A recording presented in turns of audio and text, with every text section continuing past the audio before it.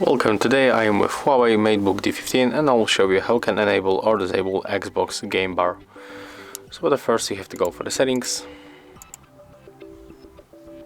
find gaming, go for the Xbox Gamerbar, and as you can see currently this option is turned on.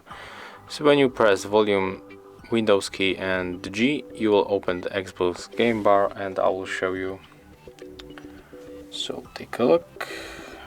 There it is. As you can see here we have the Xbox Gamerbar. If you want to get rid of that option and don't use this shortcut, just click here.